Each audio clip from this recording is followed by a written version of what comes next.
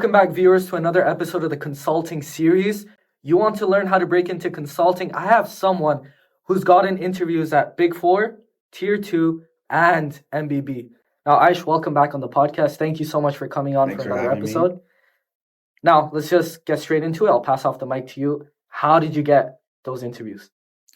Yeah, I think when we think about how to best position yourself as any candidate to get consulting interviews, there are four key things that I recommend you guys 100% like take into consideration. The first being your work experiences, like actual professional work experiences. Secondly, is your extracurriculars. Thirdly, your grades. And then fourthly, your networking. And this isn't in a specific order. I would say these four things are all equally important. And you, as like you go through your undergraduate career, it's really important for you to optimize on all four of them. So putting yourself in positions where you get to work internships and other roles that are maybe similar to consulting or just something along your passions to kind of boost your resume. Right. In terms of extracurriculars, consulting firms do value when students are taking an active role in like the student community. Doesn't necessarily mean you're joining like a specific club, but just being involved in clubs in a leadership role showcase a lot of transferable skills that they do. Like the podcast. Like the podcast. That's a unique one. Thank you. Not everyone has a podcast, so I think you're kind of setting yourself up for success there. I appreciate it. Thirdly is your grades. I don't want to sugarcoat it. Some firms do take grades into consideration, especially some of the more competitive firms where a lot of kids are kind of coming in with those 3.8s to up to 4.0 GPAs. Wow. From not just business backgrounds, maybe engineering or science. So optimizing for your grades is something you should heavily consider. And then lastly, and this is very important, is networking. Ensuring people in these firms that you want to work at know who you are, giving you, and also networking gives you the opportunity to learn about these different firms and their differences. So optimizing for all four is extremely important, and I'm happy to kind of dive deeper into any of those if you would like me. Of course. Now, let's get started with grades. Yeah. Very, very important. Can you kind of break it down into however many steps you want? Talk to me about how important grades are. What's the average grade you kind of need? Yeah. I think grades are important. If I'm being very candid, I don't think I was a phenomenal like candidate in terms of grades. I think my grades were good.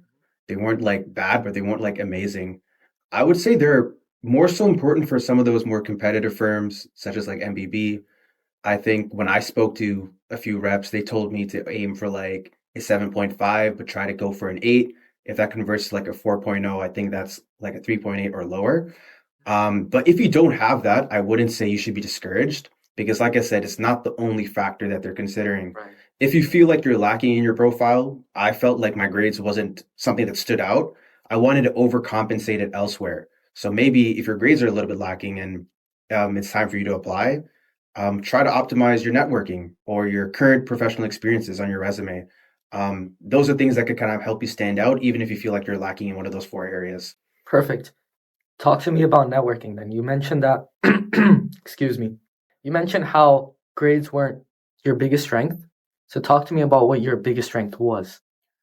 Yeah, I think networking and my professional work experiences at the time were things that I would try to optimize for in my specific application. In terms of networking, I wouldn't say I was the best networker, but what I did is start early.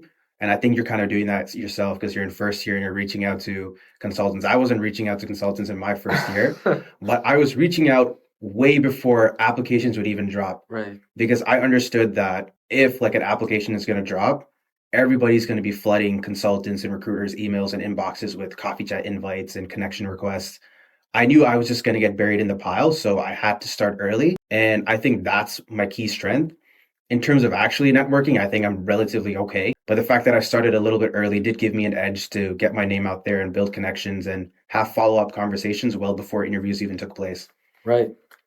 There's a friend I have who works at Microsoft, and he mentioned that he gets so many emails just saying, hey, can we have a chat? Just want a referral, And obviously, it's not the most genuine connections. He mentioned that at the end of the day, you want to ensure that you have the most genuine connection possible because those are the ones that are really going to help you. For example, if I randomly meet someone in MBB, why in the world would he or she just give me a referral out of nowhere? Right. Can you talk to me about how genuine connections played in your experiences? Yeah. I would say when I was networking, aside from trying to build a connection and getting a referral, I would think my most successful networking connections is when I found a mentor I in a agree. specific organization. And to give you an example on how I kind of went about messaging them and kind of getting that introduction in the first place, it's all about finding similarities you could kind of see based on their profile. When I was recruiting, I was also thinking about recruiting outside of Canada in different regions. So I was targeting people who had Canadian experience but were working internationally, and my messages would be along the lines of, "Hey, I'm also a Canadian student that is looking to kind of move abroad." I didn't eventually do this, but it was something that I was kind of incorporated into my messaging, Mhm. and that kind of helped me build that connection. And I feel like once you find like similarities and things that you can kind of talk about, it's really just about building rapport. And instead of asking for them to do you a favor and get you a job, more so focusing on asking them for advice and how they could kind of guide you and make it seem that you're someone who's willing to be coached. A lot of people are just willing to kind of take that step. If someone's likable, they enjoy the conversation, they may be willing to kind of mentor you. And that's what I did. I didn't just want a referral. I wanted someone who could help me with casing in these specific firms so I could have like that edge. So that's kind of how I went about it. Perfect. Can you talk to me about extracurriculars as well? I feel chop down the tree for grades and networking. We have to go through extracurriculars now. Yeah, I would say for extracurriculars, this is probably the more fun part. This is you just doing whatever you like and trying to take leadership roles, whether it be in school, at clubs, or like what you did, just creating a podcast, or maybe just joining some other things outside of school, like volunteering at like your local community center, for example, or even just like being in sports. Sports is extracurriculars and it shows a leadership, and a lot of great consultants actually have a little bit of a athletic background if you really kind of get to know them. So this is the most fun part. Don't think too hard about it. Just join and do things that you actually enjoy, and you'll just see like that part of your profile just boost on your own without you worrying too much about it. Right. I feel that advice is very, very good because I'll be honest, I started worrying about extracurriculars as well. Hmm. What exactly classifies? I guess this is a more personal question, I'd say. Okay, But I want to start to run a marathon, inshallah, and become an amateur boxer as well. cool. Would those classify as extracurriculars, or does it have to be related to school? These are things that they are extracurricular activities. I don't know if you would they would fill up points on a resume, but these are things that would catch my attention in an interview. So if you were to say like, "Oh, I'm planning on running like a half marathon," I don't know why I noticed that everyone in their mid 20s start running half marathon. So if your interviewer is like 25, 26, he or she probably ran a half marathon too, and you could guys can have like a whole conversation about that. So I would say they are extracurriculars. Maybe not something I'd throw on my resume unless you have like 4 or 5 points on it, but Mhm. these things are great to talk about in interviews or just to like in networking. So I would 100% go for it I if that was see. something you were passionate about. Right. So you feel that having these interests and hobbies are perfect for being able to tie in back points to build rapport for whoever you're networking and coffee chatting? Yeah, exactly. So you obviously know what your hobbies and what your passions are. If you're networking with someone, try to figure out what their hobbies and passions are and see if there's any interest.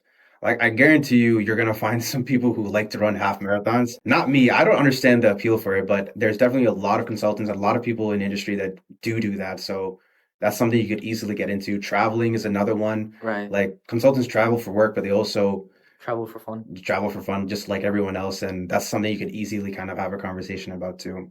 Perfect. Can you talk to me about the last point now? The last point was I am forgetting what was the I last forgot to. That's why I said last point. point. Work experiences. Right. When it comes to work experiences, I think like if we're being very candid, we you probably won't get like an interview at like a top tier consulting firm, say at your first year, because they almost expect you to have some sort of work experience in your previous years. And the way that I think about work experience is that think of it as a gradual way for you to build relevant work skills that will be transferable to a role that you want to be in.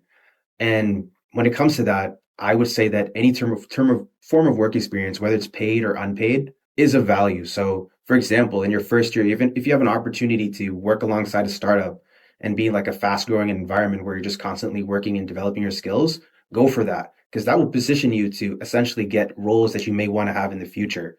That's how I view work experience. It's a gradual thing, and don't knock any experience that you have, even if Right. you're like a cashier at like No Frills, for example. there's always some sort of relevant transferable skill that you can bring into consulting. It's all about just understanding what it is and how you can communicate that to someone who's asking you. Now, Aish, another thing that I'm really, really interested about. Do you mind ranking the 4 buckets? I actually can't because I see. I think they're all equally important. And I don't want to discourage someone who may have like a really strong like networking and work experiences, for example, but maybe their grades are lacking or vice versa. So it's really not about a ranking. They're all equally important. But I think the major takeaway that I would want to communicate is if you feel like you are lacking in one of those 4 areas, work towards optimizing the others so they can kind of make up for it. And then you'll find yourself as a very competitive candidate. Perfect. Thank you so much, Aish, for No this worries. episode. I hope you guys enjoyed. Stay tuned for the next episode where we're going to be talking about something else. I don't know. Thank you.